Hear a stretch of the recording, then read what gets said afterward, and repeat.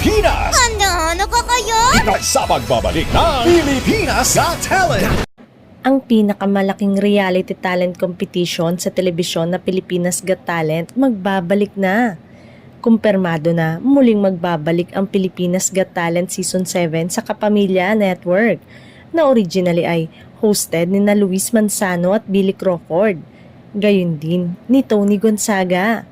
Sa Season 6, ang nagsilbing hurado ay sina Vice Ganda, dating ABS-CBN President Freddy Garcia o FMG, Angel Locsin at ngayon ay si Senator Robin Padilla.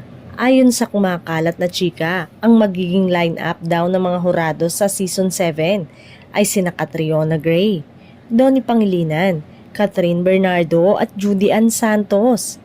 Ang nagbabalik kapamilya na si Ma Salvador ay maugong na makakasama rin sa line-up.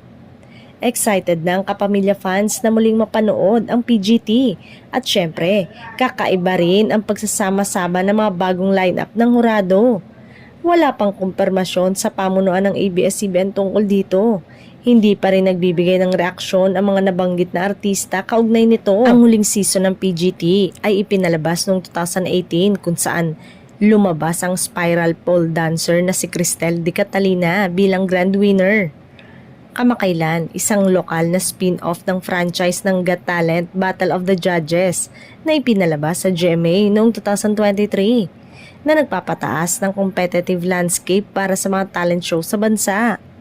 Habang naghahanda ang PGT para sa ika-7 season nito, marami ang sabik na makita kung anong bagong talento ang lilitaw at kung sino ang gagabay at huhusga sa kanilang mga performance. Makakakita ba tayo ng mga fresh faces na panel o babalik muli ang mga dating stars?